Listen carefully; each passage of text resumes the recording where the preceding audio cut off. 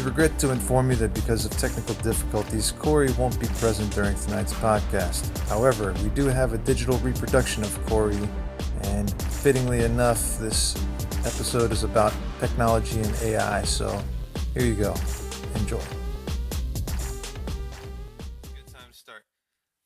Hi, I'm Mike, and this is Becky and Corey, and we're talking about technology and the future of technology and where advancement of technology is going to sort of direct man and women too and transgenders to in the future, right? Is that what we're talking about, guys? Hello? And gender benders. Hello. What? Yeah, right? So what do you think, man? What are we doing here? We got all these cell phones and little walnuts in our pocket, lighting up our faces in the night. We're glued to these things, always looking at them and stuff. Browsing the internet at all times and places. I mean, back in the day, the internet was like a at-home kind of a thing, and now you get internet everywhere, and pretty much the full experience, I would argue, damn near. And where do we go from there? Well, shit, I think we're going to outer space. But how's it going to affect the people of poor countries? Yeah, we have to bring the third world up, for sure. I think. What? And renewable energy is definitely the way to go. I think we keep moving more and more forward as we get rid of stupid. Shoot, I can't think of the right word, but we block a lot of trade with Chinese solar panels and stuff, so we don't have proper competition. Tariffs, thank you. Yeah, that's where they raise the price artificially. And it's kind of funny that we've been talking about these problems at least since the 80s, because I think about Alan Moore's classic Watchmen. Ozymandias' character makes exactly the same argument, where once we just have enough energy and resources for everyone, there will be no more fighting. Well, shit, one thing I do know is we got to do something about that internet. Internet? What if they try to shut it down, Mikey? What we gonna do then? Yeah, What? Well, mother is the necessity, or necessity is the mother of invention, as they say.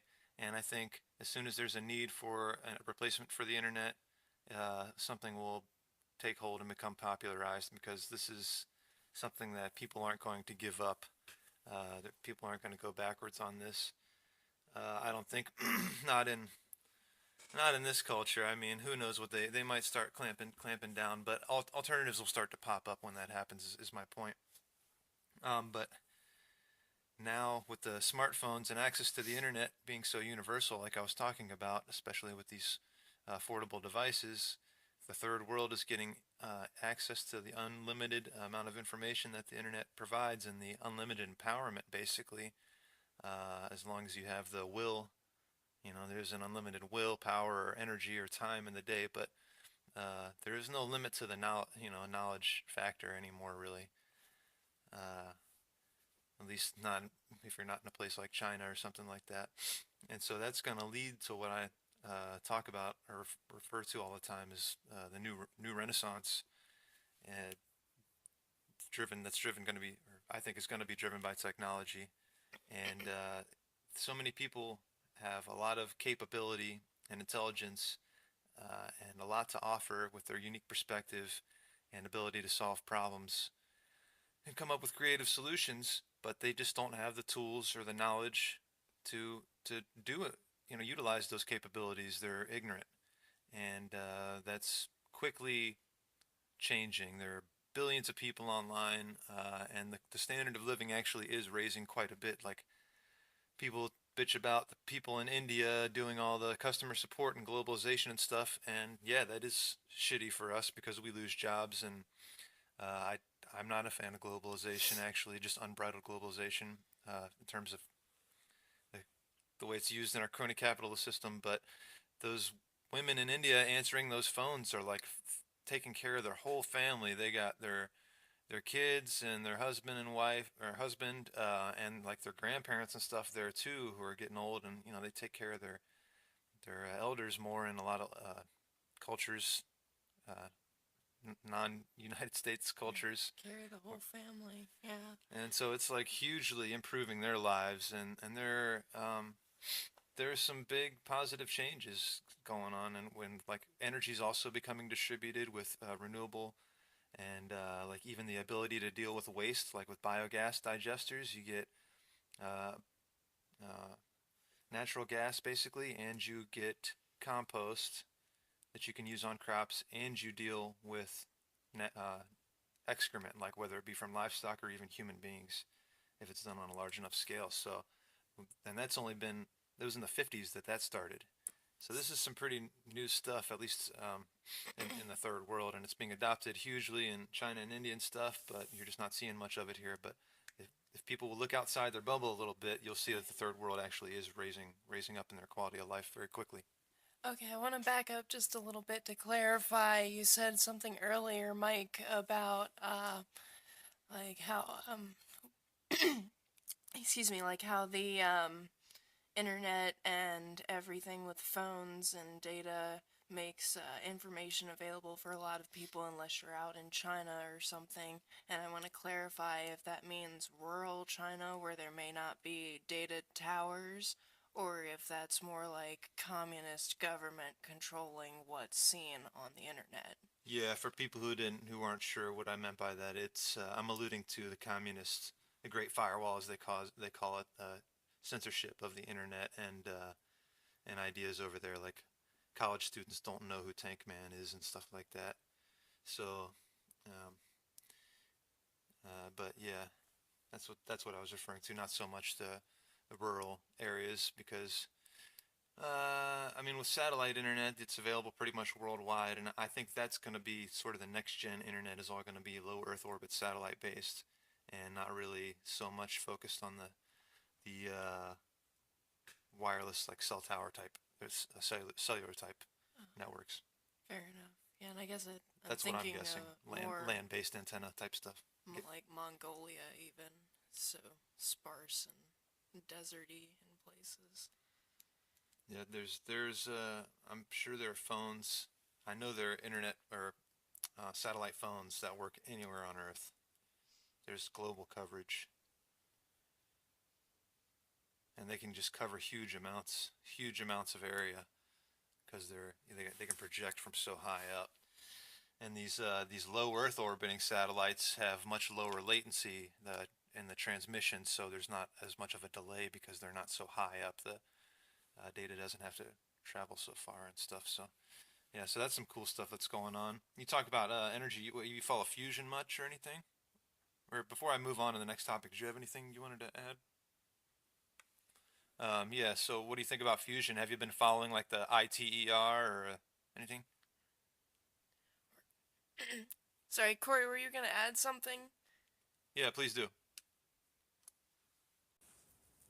I like that fusion, man. It's real powerful, and real good. You know what I mean about that? Hey, man, I'm really thinking now. Let me ask you this question: you think that the tribal values from third world uh country type population of people who like who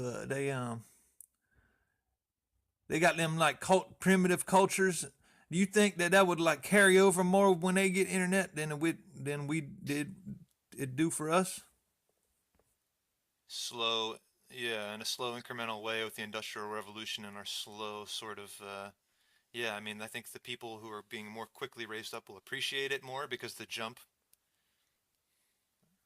And so they won't take it for granted like we would, and maybe their spirituality will transfer over more because it won't be slowly conditioned out of them. That's it's an interesting thought. Yeah. What? Yeah, I listened to a news report recently talking about the air quality in New Delhi because of so much construction recently to deal with the expanding population. So many people moving to the cities because, like you guys were saying, you can make so much more as tech support than even a chai walla kind of thing. What's a chaiwala? A guy who runs in basically someone who runs and fetches coffee or chai tea is the more Okay. like common Right. drink there, I think. All right. Anyway, Um, continue. Sorry. right. Sorry. So so the problem is they have so much construction now, and other problems with traffic that they now have the air quality. One doctor is quoted as saying like equivalent to smoking 50 cigarettes a day. So they're having a lot of the same issues that China is with having this almost belated industrial revolution, so to speak. Yeah, a lot of these third world countries are being exploited too because of their lax laws, like the smoking campaigns and crazy youth smoking in some Southeast Asian countries and stuff. I've seen documented in some Vice thing or something like that. These second worlds, the BRICS. And Somalia getting dumped on with all their there's like nuclear waste being dumped in Somalia and shit like that. Those people are fucked. In China, we're outsourcing all our work to China where they don't have workers' rights, they don't have environmental protections like we do. So that's why it's so much cheaper because they just fuck their workers and pollute their land. And now they have cancer villages where the cancer rates are through the fucking roof around these places that recycle electronics and are exposed to lead and horrible mercury and all kinds of nasty shit every day. And Western sorry, excuse me, and Western culture did rub right off on to communist China. I guess somewhere between capitalist and communist China now, because they've certainly profited off of the face mask. Uh, it's like a popular culture fashion thing now. People have to have a whole variety of them, a different one for every day of the week or some nonsense like that. But you're not going to find the employer providing them at work at no cost like OSHA would require them to here, like a breathing mask or whatever, like you referenced, eye protection, whatever. There's a great documentary about manufacture of Mardi Gras beads where they take video of each the production of in these Chinese sweatshops where they have no protection at all, working like machines and next to this dangerous equipment. Uh, and then people celebrating Mardi Gras throwing the beads around, and then they exchange the footage and show footage of Mardi Gras to the workers and footage of the workers to the Mardi Gras people, and it's really interesting. But yeah, that's a whole issue that I think is once people start to get more information, access to information, they're gonna realize like this is bullshit. Other people have it better. They demanded better. They can look at history and say they demanded better conditions and they got it, and that's what we need to do. And unfortunately, the Chinese communist regime's like super brutal and cracks down on things really hard. But there are solutions that pop up like VPNs. A lot of people use VPNs to get around the Great Firewall. It's not indefensible, and word spreads around. I'm sure fewer people have access to unbridled information on the internet, but it's still possible. And I don't know. I think an internet alternative is a good technology we should be working on. Have you looked at like different singularity technologies, like or thought about them, like so really fine control of our biology or synthetic biology would be one potential singularity inducing technology, or nano machines. Uh, it's a point beyond which uh, it's a point of total transformation where like the upward exponential curve of technology coalesces at a point where it's the rate is basically one. and there's a transformation that happens, a fundamental shift in the paradigm. Like the Big Bang or